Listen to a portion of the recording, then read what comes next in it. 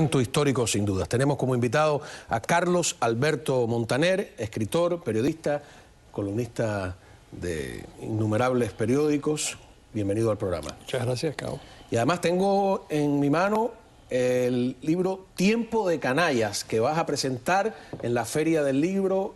Porque lo hicimos coincidir, es decir, se hizo coincidir la presentación aproximadamente con el fin de la Guerra Fría, porque el libro trata de la Guerra Fría, es decir, el telón de fondo de la novela es la Guerra Fría, y eso, de alguna manera, quisimos celebrarlo, quisimos conmemorar ese maravilloso momento que fue hace 25 años, cuando terminó uno de los episodios más dramáticos de la historia. Hay que recordar que los presidentes norteamericanos, desde Eisenhower hasta el último presidente, hasta 1990, llevaban detrás a una persona con un maletín para poder disparar inmediatamente los cohetes intercontinentales que destruyeran a la Unión Soviética, porque se suponía que estaban respondiendo un ataque nuclear soviético. Es decir, vivimos durante décadas al borde de la incineración, al borde de la destrucción total.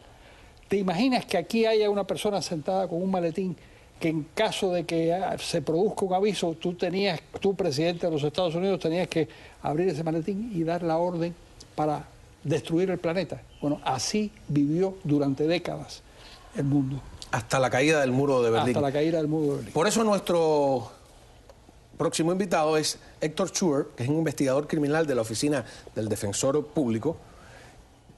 Schubert, tú estuviste además en Alemania en esa época que narra Carlos Alberto Montaner, destacado como militar en 2 ocasiones. ¿Se sentía eso que cuenta Carlos? Sin duda alguna. Primero que nada, quiero darte las gracias por la invitación. Es para mí un verdadero honor estar hoy aquí con uno de los intelectuales literarios más importantes de este siglo, del siglo XXI, cubanoamericanos.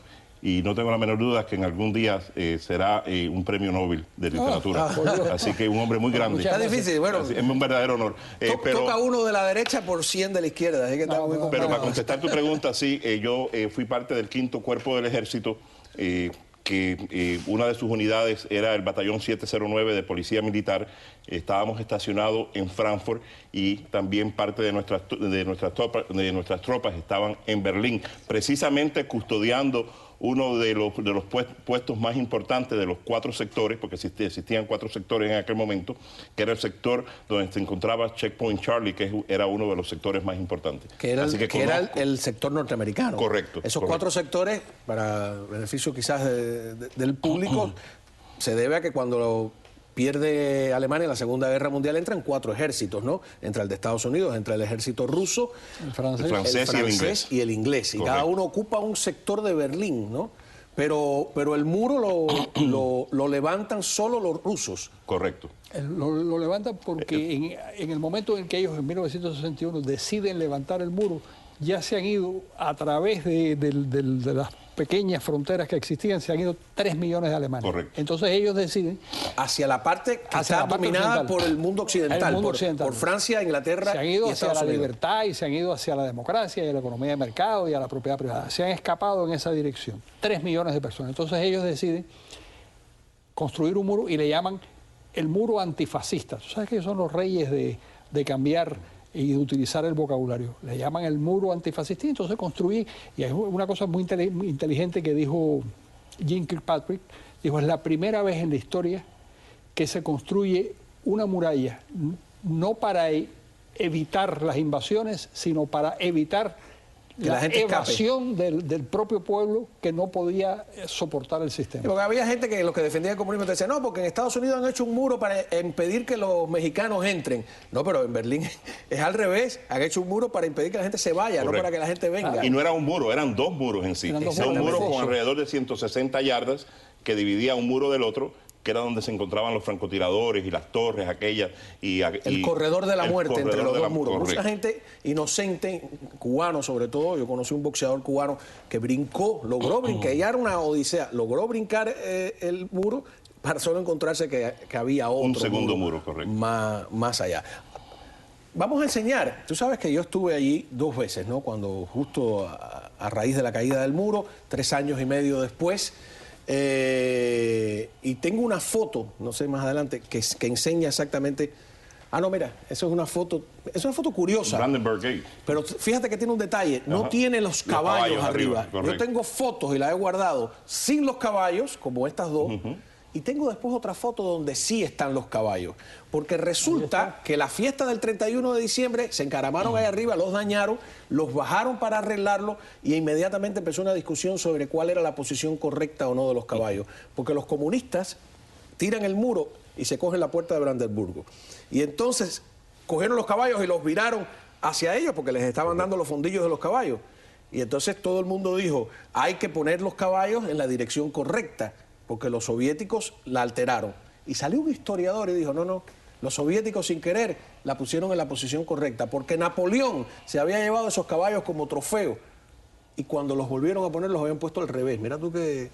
O sea que los comunistas por primera vez hicieron una cosa al derecho. Bueno, eso es una cosa sorprendente, pero está bien que haya pasado. En este libro, que empieza justo después de terminada la Segunda Guerra Mundial, tú cuentas cómo los soviéticos empiezan a penetrar el mundo intelectual. Y lo hacen con una astucia tremenda. Y tienen el control de universidades y de los intelectuales y la penetración de los tontos útiles, que no lo saben. Hay una reunión, que es la reunión clave, en 1949, en el Waldorf Astoria, donde hay 1.500 intelectuales de primer rango de los Estados Unidos, desde Norman Mailer hasta Arthur Miller, presidido por Einstein, y esa es una operación encubierta de los soviéticos, manejada por el Daily Worker, que era el periódico de los comunistas, del Partido Comunista norteamericano, pero que era un apéndice, diario de los trabajadores. Que era un apéndice de los soviéticos, y consiguen crear una organización que los norteamericanos más ingenuos piensan que es una organización que lucha por la paz, y ahí establecen el Congreso Mundial por la Paz.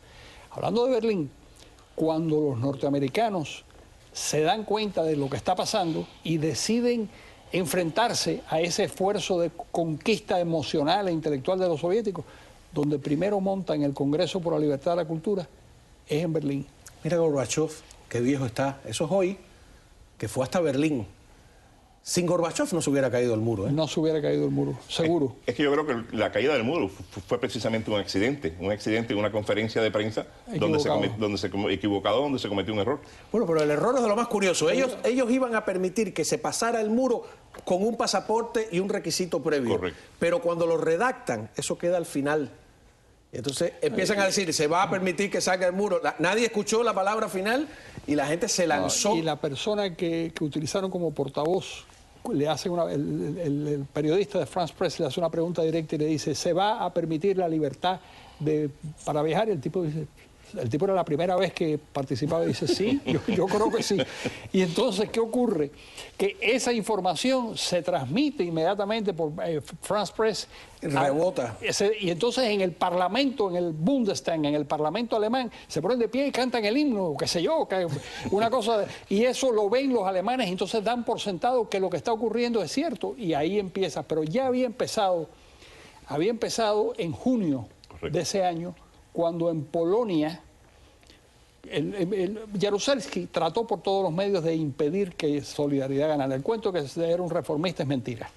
Hay una correspondencia de Jaruzelski pidiéndole a los soviéticos la invasión y diciéndole una cosa, diciéndole, invadan es decir, más o menos. El primer secretario del Partido Polaco. El primer secretario del Partido Polaco. El general.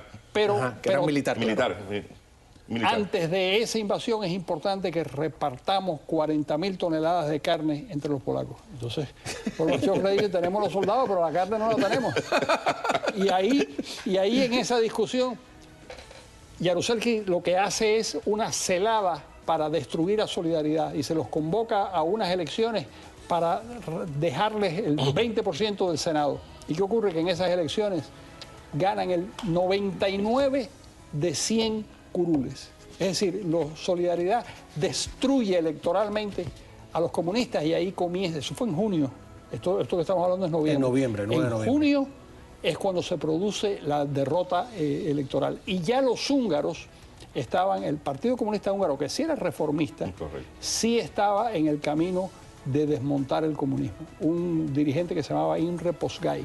Todo empieza... Y ellos no se Todo imaginaban empieza. que Lech Walesa iba a tener tanto éxito en esas elecciones. Eso mismo, eso fue. Pensaron que lo podían... Que lo porque podían controlar. El cuento de los grupúsculos, ellos se creen sus propias... Correcto. Y en Checoslovaquia, la misma historia. Correcto. Pensaban que era Václav Es una Havel y historia cuatro- fascinante. Este pedazo del muro de Berlín lo arranqué yo mismo. Ah, sí. Tengo la prueba, se las voy a mostrar cuando regresemos, porque la gente cree que lo compré en Kmart, ¿no? Tiene historia, ya volvemos con este 25 aniversario del muro de Berlín y la pregunta de por qué los cubanos 25 años después seguimos parados en el mismo punto.